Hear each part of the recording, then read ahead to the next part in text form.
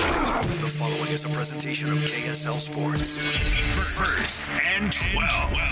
A total roundup of this weekend's BYU football and the new look Big 12 Conference. First and 12 is sponsored by Macy's Grocery Store.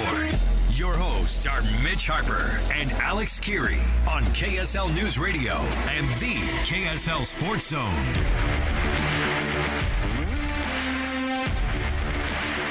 All right, everybody, welcome back. It's another edition of First and 12 right here on KSL News Radio and the KSL Sports Zone and on podcasts. You can download First and 12. Mitch Harper and I, our producer Eric, we have a fantastically fun time. Way too fun on a show like this, especially after a BYU 30-point loss. But you know what? Maybe that's how we get through it. And maybe, hopefully, that's the same way that you can as well. Thanks for listening to the program here. Can I bring something up from a non-Big 12 game here, Mitch? The Washington Huskies beat USC in one of the more entertaining games, I should say, of the entire college football season this year. And Caleb Williams, cries after every game. What happens when this guy goes to the NFL?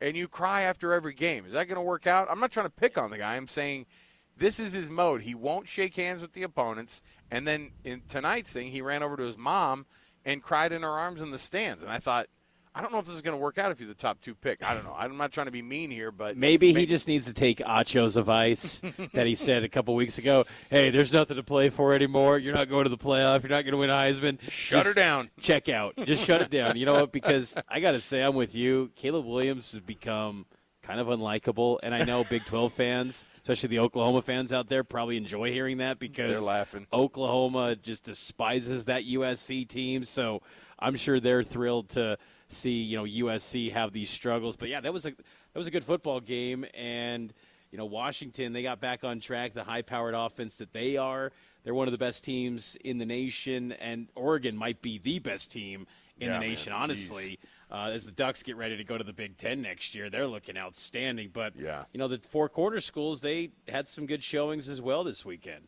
Yeah, let's jump in. Of course, it's our Four Corners Whiparound. Since we were talking about other teams outside of the Big 12, let's talk about the ones that are right now outside the Big 12 coming in. It's our Four Corners Whiparound.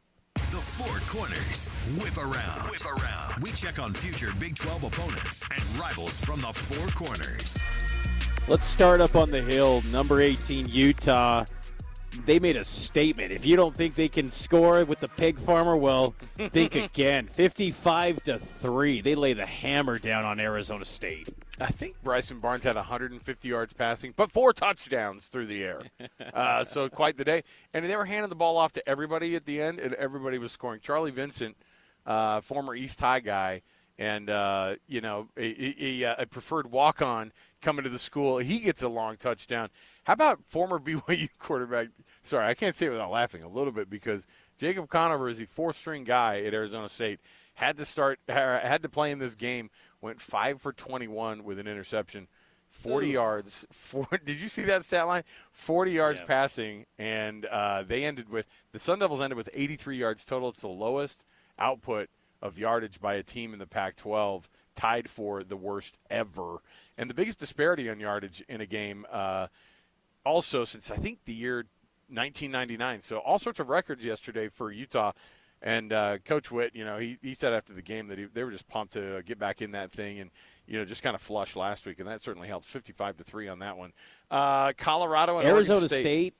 Arizona State, though, they just got to hope and pray this offseason that Jaden Rashada stays with them and doesn't go to the portal because he is the ticket to any sort of success in year one of the Big 12 because 100%. It's bad. It is bad for ASU. I mean, they were competitive in recent weeks, but there's just a lack of talent. That's going to be a big, big rebuild for Kenny Dillingham.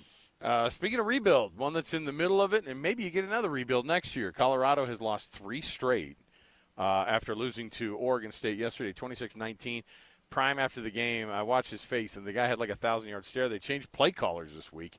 Colorado trying to figure all sorts of things out, but they're now 4-5 on the season after being the most important college football story.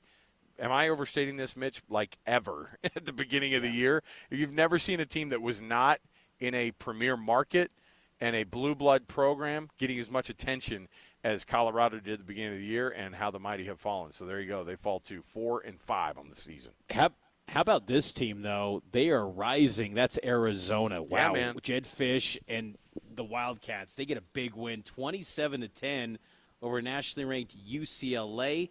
Arizona's 6-3. This Wildcat team, they're still in the hunt, too, for the Pac-12 title. And they got everything in front of them. I mean, this team is playing outstanding right now. They are definitely trending up. The meters is scorching hot on Jed Fish as they get ready for the Big 12 next year.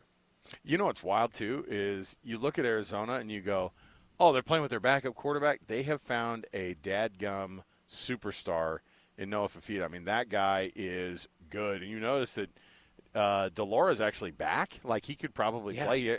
He attempted one pass last night, but he is – like, Fafita is going to be good for a while. So, good for him. So, I mean, this is a guy who – he's a freshman, dude, and Jed Fish is got a team, man, and they're going to go to the Big 12 next year. It's going to be like the media poll at the beginning of the year is going to be them in the top 4 or 5, man.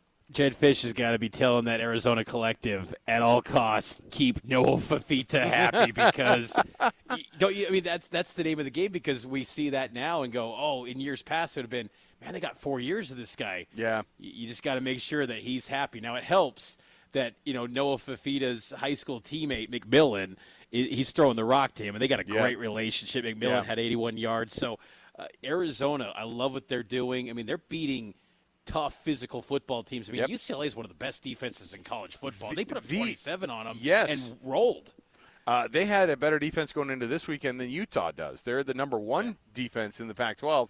And I'll tell you, Arizona, by the way, this is what it does when you put together recruiting classes too, because despite the fact that they don't have the money that these other programs in the Pac-12 do, a massive recruiter is Jed Fish, so good for them. The 2024 through 2027 schedules have been released.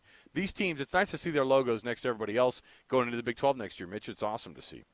It was, and Arizona State, that's a protected rivalry. BYU and Utah, protected rivalry. That's good to see. And I know that some of these four-corner fan bases, Utah and Arizona State in particular, they're kind of like, don't really want to go to these road trips. But I think that once they get into the Big 12, they'll realize there's some good football being played in this league, and they're going to definitely enjoy it. We got to take a break, though. Our final time out of the show. On the other side, we'll get to what's next in the Big 12 as Week 11 slate is loaded once again. We'll preview what's ahead in the Big 12 here on First and 12. Mitch Harper, Alex Kirry, right here on KSL News Radio and the KSL Sports Zone.